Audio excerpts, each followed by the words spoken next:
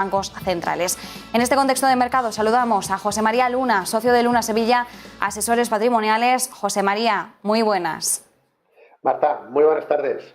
José María, como decimos, hoy dato de inflación de España protagonista. También conocíamos este pasado miércoles el de Estados Unidos. ¿Cómo estás viendo pues estos últimos datos de inflación que vamos conociendo, teniendo en cuenta que en apenas unas semanas vamos a tener ya las primeras reuniones en materia de política monetaria? La Reserva Federal, sin ir más lejos, el día 25 ya arranca esa reunión de 2 días. El día 26 conoceremos el primer mensaje del año por parte de Jerome Powell en materia de política monetaria. ¿Cómo estás observando estos repuntes de inflación? Pues dentro de lo que se esperaba, ¿no? Dentro de un entorno en el cual la inflación va a ser uno de los protagonistas de este ejercicio, de este 2022, al menos en los 6 primeros meses, y los datos que hemos conocido en España, los que conocíamos en otras partes de Europa, incluso en el caso de Estados Unidos, han sido muy en línea de lo que la mayor parte de las casas de análisis pues estaban manejando, sobre todo a raíz de los últimos datos que habíamos conocido el mes anterior, ¿no?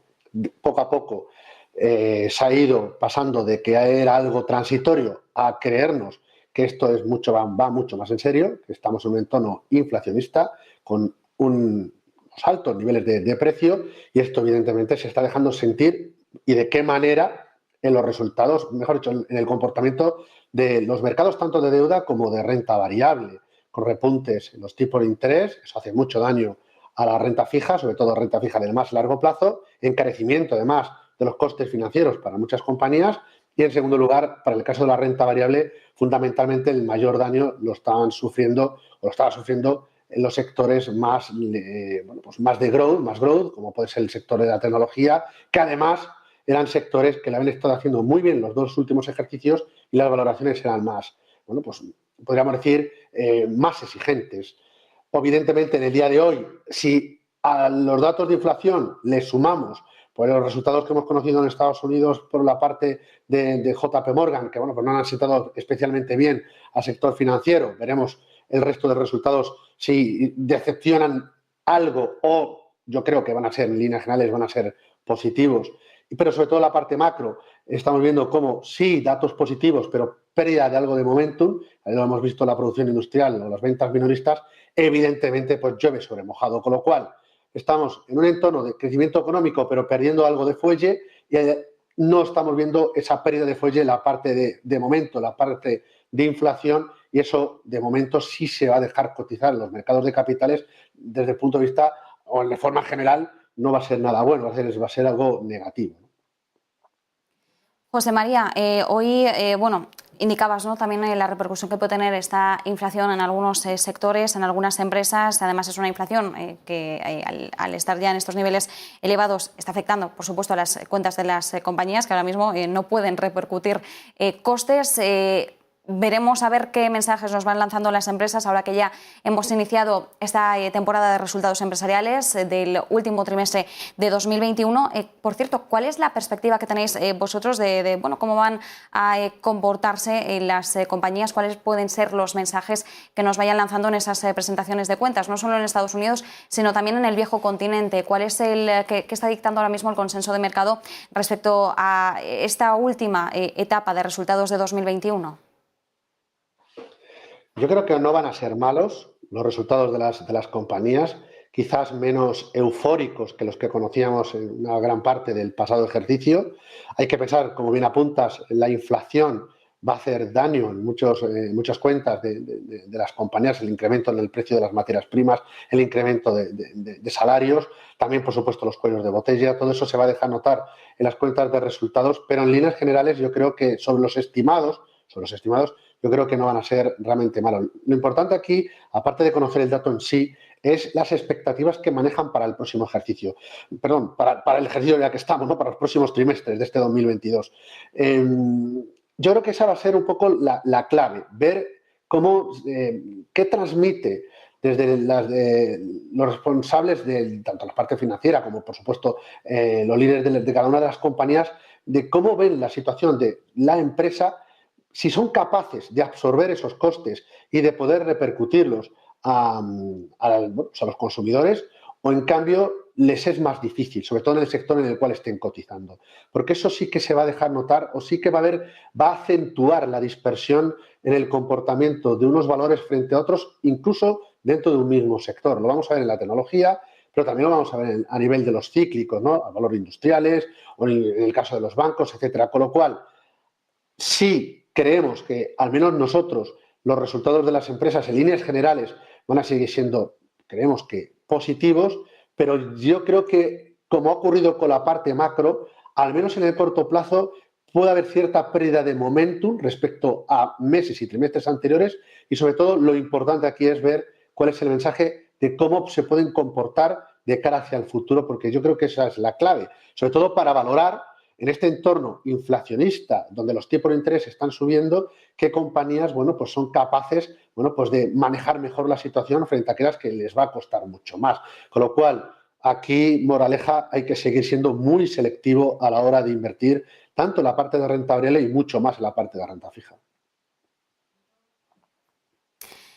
José María, ¿con qué te quedas de los últimos mensajes que hemos ido conociendo, bueno, pues tanto por parte de la Reserva Federal, con algunos de sus miembros ayer, por ejemplo, el presidente de la FED de Filadelfia, que indicaba que la subida de tipos va a ser, bueno, van a ser 3 las subidas de tipos este año 2022. Estamos viendo que, aunque las voces internas por parte de la Reserva Federal apuntan a 3 subidas de tipos, y hay algunas casas de análisis y algunas entidades, Wells Fargo era la última de ellas en pronunciarse, que están incluso apuntando a 4 subidas de tipos. Pero a lo largo de las tardes hemos analizado esta situación con distintos expertos y al final sí que es cierto que 4 subidas de tipos para este año 2022 están bastante concentradas. Quiero decir, si la FED empezase realmente en marzo, ¿no?, que es la fecha más temprana que se está observando, a subir tipos, las siguientes subidas realmente serían en un corto espacio de tiempo. Pues sí, vamos a ver, ¿qué me quedo de los mensajes? Pues que hemos pasado de la inflación es transitoria y no hay que temerla a un mensaje cada vez, bueno, pues menos acomodaticio. E incluso, yo diría que en algunos momentos, incluso precipitado por algunos de los miembros de los bancos centrales, porque realmente no saben cuál va a ser la inflación, si se va a mantener muy alta durante mucho más tiempo de la que ellos habían manejado en sus estimaciones iniciales. Con lo cual, en estos momentos, anticipar si va a haber 3 o 4 subidas, yo creo que es, primero, yo creo que ni ellos mismos lo saben, y en segundo lugar, subidas de cuarto de punto, realmente me da igual que suba un 0,75 como un 1%, teniendo en cuenta dónde está ahora mismo la inflación. Es decir, es que aunque suba un 1% respecto a donde están ahora mismo los tipos de interés, realmente los tipos de interés reales seguirán estando negativos si la inflación sigue siendo muy alta. Con lo cual eso tenemos que también tenerlo muy presente. Pero eso en la parte norteamericana. En la parte europea, nuestro Banco Central, de momento, no parece que vaya a mover ficha. Ni en subida de tipo de interés, ni mucho menos tampoco he hablado nada de reducción de balance, algo que sí, que las últimas comparecencias, sobre todo de Jerome Powell, deja entrever esa posibilidad de que a lo largo de este ejercicio pues pueda reducir. Yo creo que la clave, más que la subida de tipo de interés, es qué va a hacer la FED con su enorme balance, si reduce, es decir, si deja de comprar e incluso empieza a vender parte de los activos que hay ahora mismo aquí, ¿no? Digo esto en un contexto, tanto en Estados Unidos como en Europa, y esta también es otra clave por el tema del balance, en el cual la deuda fundamentalmente la tienen los estados. Y los estados han tenido que hacer un enorme esfuerzo precisamente para, en época de esta crisis, de la pandemia, tratar de ayudar a las economías, tanto a nivel global, pero también a nivel doméstica, ¿no? Y las propias compañías. Como tienen que emitir mucha deuda a lo largo de este ejercicio, con los enormes déficits que les siguen, tanto en Estados Unidos, pero también en Europa en su conjunto, claro, son un poco prisioneros de ellos mismos, de todo lo que han ido generando los propios bancos centrales. Con lo cual, de nuevo, moraleja ante esta situación. Una cosa es lo que digan y otra cosa es lo que puedan terminar haciendo al final. Evidentemente, la inflación alta les va a presionar en las subidas. Con eso me quedo en la parte de la FED, que quizás es, o el Banco de Inglaterra, que yo creo que es más realista de lo que está ocurriendo ahora mismo. Mientras que nuestro Banco Central Europeo, yo creo que está, sí, es consciente de la inflación, pero también está haciendo ese juego más político, sobre todo en el tema de la sostenibilidad y con las emisiones de bonos sostenibles, bonos de impacto, bonos verdes, etcétera, etcétera, bonos azules incluso, pues toda esa ingente cantidad de emisiones de deuda, lógicamente, y por mantener los costes de financiación de los estados, sobre todo los que tienen las finanzas más débiles, incluyendo el Estado español, evidentemente, yo creo que el mensaje de Christine Lagarde es, bueno, pues quizás más acomodaticio, a pesar de lo último que ocurrió con, bueno, pues el nuevo miembro que está al frente del banco del Bundesbank, ¿no? Del Banco de Alemania, ¿no? Con lo cual, yo creo que da igual, de verdad, subida de tipo vamos a tener, pueden estar más o menos concentradas en el tiempo. Lo importante aquí es que los tipos de interés reales me da la sensación de que van a seguir siendo negativos y lo importante aquí es, sobre todo, es el balance. ¿Qué van a hacer con el balance los bancos centrales? Porque si decayera y con la pérdida quizás de momentum que pudiera haber en la macro, lógicamente, eso sí que con una inflación alta podríamos tener un ejercicio algo más negativo en bolsa y en deuda de lo que quizás en estos momentos están manejando muchas de las casas de análisis. Bueno, y precisamente Christine Lagarde, hoy comparecía en el Senado francés, ha reiterado un mensaje que no ha aportado realmente nada nuevo. Hemos escuchado las mismas palabras prácticamente que hace un mes, tras la reunión de política monetaria de diciembre. Sí, ha hecho de nuevo referencia al objetivo de inflación del Banco Central Europeo en el 2%, también a ese mandato, ese compromiso que tienen ellos con garantizar la estabilidad de precios, pero bueno, más allá de volver a reiterar ese mensaje de que van a utilizar todas las herramientas que tengan a su alcance para conseguir cumplir su mandato, realmente los comentarios de Lagarde hoy no han provocado ningún tipo de reacción en el mercado porque no había ningún tipo de sorpresa. En todo este contexto de mercado, José María, que nos dibujabas, ¿no? ¿Cuáles serían ahora las principales apuestas de inversión? ¿Por dónde ponemos el foco realmente? ¿Cuáles son las principales recomendaciones que estáis vosotros ahora contemplando?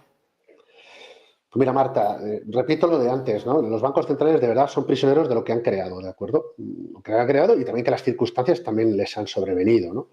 Y también las consecuencias de la actuación de los bancos centrales y que verla también, por ejemplo, en el mercado inmobiliario, donde seguimos viendo, por ejemplo, en el caso español, cómo siguen incrementándose los precios como consecuencia de una demanda importante, pero también de unos costes, los tipos de interés donde están, que están en mínimos históricos, con lo cual también tiene sus consecuencias y consecuencias que muchas veces paga a lo mejor la parte de la sociedad que más necesita a lo mejor comprarse un inmueble, ¿no?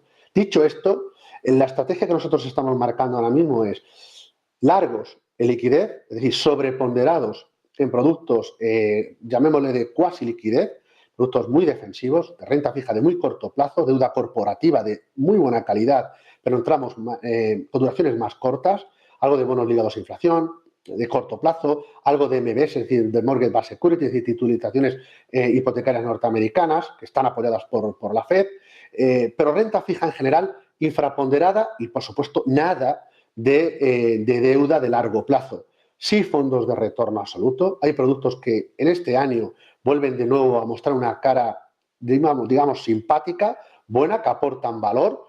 Productos de casas como puede ser Candriam, como puede ser ejemplos en el caso de Benny Mellon, productos con una orientación de retorno absoluto, tanto a la parte de bolsa como de deuda, que son una alternativa muy clara a los productos de renta fija tradicionales. Y luego, en la parte de renta variable, claramente, dos tipos de apuestas. En cuanto a pesos, neutral para aquel que vaya más a largo plazo y tenga un perfil de riesgo más agresivo, ligeramente defensivo, es decir, por debajo de la neutralidad por perfil de riesgo para aquel que vaya a más corto plazo o sea un perfil conservador o moderado. Menos Estados Unidos, que teníamos el año pasado, un poco más de Europa y un poco más de emergente a nivel global, menos growth y más value.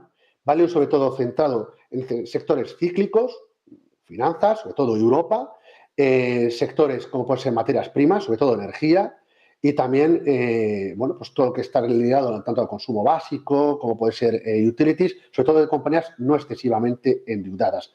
La principal apuesta, ya digo, es pasar del growth, que estaba sobreponderado, hacia lo que es más cíclico, hacia lo que es más value, pero sobre todo hacia más Europa y, como decía hace un momento, un poco más de emergente que podríamos tener las apuestas del pasado ejercicio. Pues nos quedamos con esas referencias. José María Luna, socio de Luna Sevilla Asesores Patrimoniales, como siempre, un placer. Muchas gracias. Muchísimas gracias. Feliz tarde, buen negocio y buen fin de semana. Pues